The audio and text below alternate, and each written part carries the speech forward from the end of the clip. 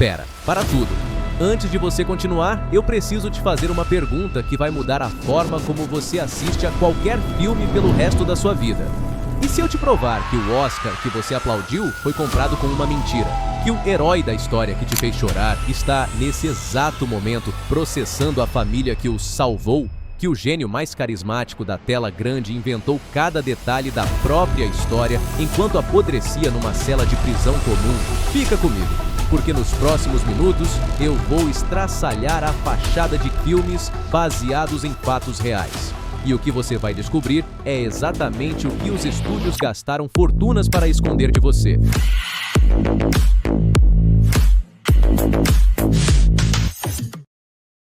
Mas antes de mergulharmos nos casos, eu preciso te explicar o mecanismo. Porque Hollywood não mente por acidente. Ela mente com método, com orçamento e com psicólogos comportamentais na sala de roteiristas.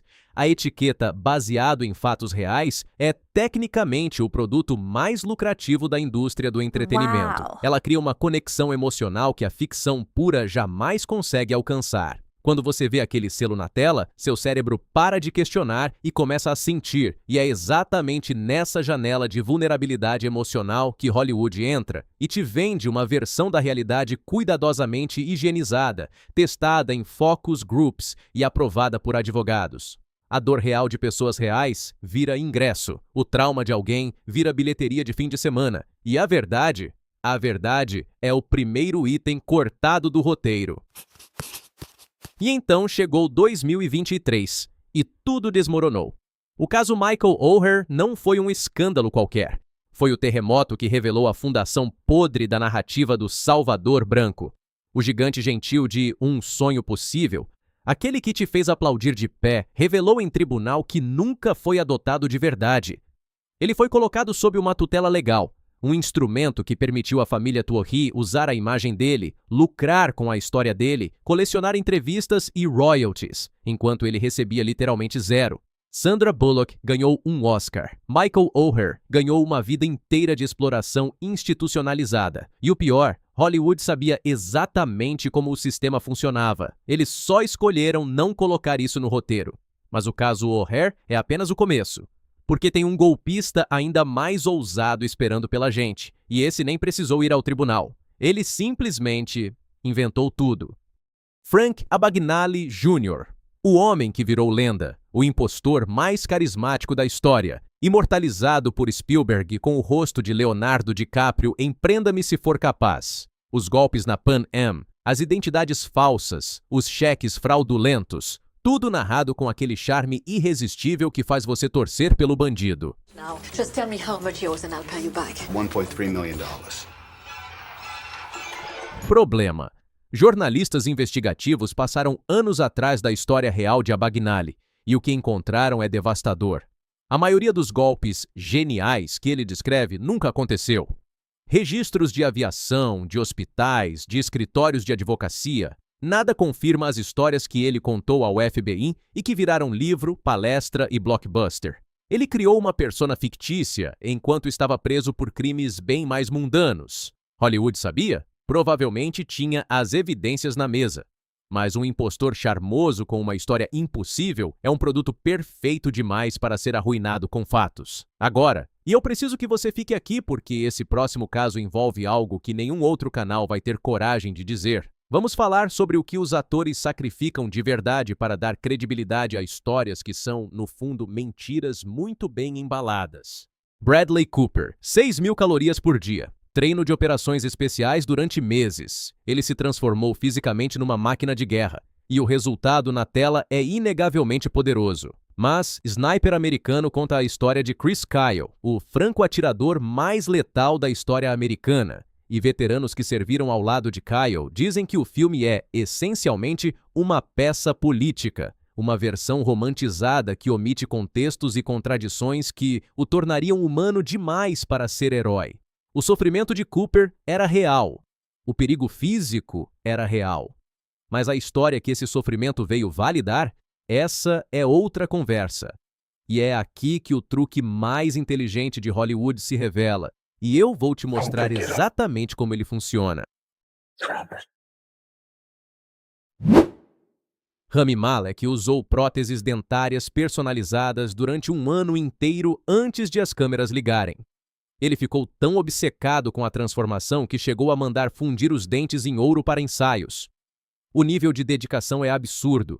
E o resultado, uma das performances mais aclamadas da última década. Mas Bohemian Rhapsody fez algo que só especialistas em Queen perceberam. O filme mudou a data do diagnóstico de HIV de Freddie Mercury. Na vida real, ele soube do diagnóstico anos antes do Live Aid. No filme, ele descobre na véspera, para que a cena do show seja um clímax emocional de resistência heróica que nunca aconteceu daquela forma. Eles manipularam a linha do tempo de uma doença real, de um homem real, para fabricar lágrimas numa sala escura. Esse é o mecanismo.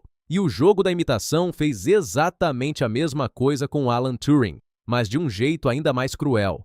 Alan Turing foi o gênio que quebrou o código Enigma e salvou milhões de vidas na Segunda Guerra Mundial. Na vida real, ele era extrovertido, carismático, socialmente ativo, um homem que adorava corrida de longa distância e tinha amigos profundamente leais. O jogo da imitação o transformou num homem quase autista, socialmente incapaz.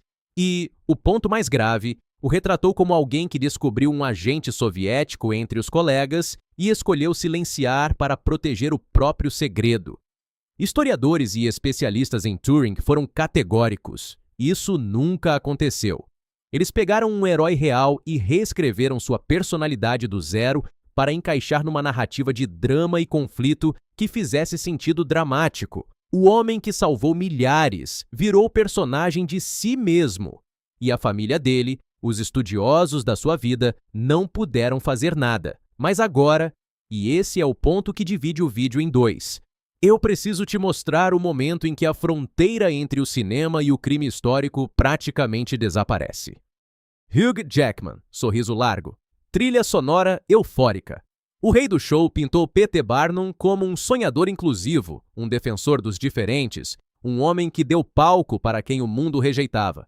É um filme que você sai do cinema querendo abraçar o mundo. Problema: o Barnum histórico comprava seres humanos. Ele exibia pessoas com deficiências físicas, como aberrações em espetáculos de circo, cobrava ingresso para que o público se sentisse superior a elas e explorava crianças escravizadas como atrações. A distância ética entre o Barnum do filme e o Barnum da história não é uma questão de perspectiva. É um abismo de fatos documentados. E esse abismo foi uma escolha consciente de roteiro. Porque a verdade sobre Barnum não vende ingresso. A fantasia, sim.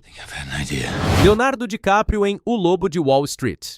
Ele e Jonah Hill inalaram tanta vitamina B triturada para simular cocaína durante as filmagens que Hill acabou hospitalizado com bronquite severa. O risco físico era real. A energia na tela é inegável. Mas O Lobo de Wall Street glamorizou o estilo de vida de Jordan Belfort. O mesmo Belfort que destruiu a vida financeira de milhares de famílias reais. Pessoas que perderam as economias de uma vida inteira nos seus esquemas de fraude. O filme mal menciona essas famílias. Elas existem como dado de rodapé, enquanto as festas, os iates e a cocaína ganham 2 horas e 50 minutos de tela. Belfort, depois do filme, voltou a dar palestras milionárias vendendo técnicas de vendas. A ironia é perfeita demais para ser acidental.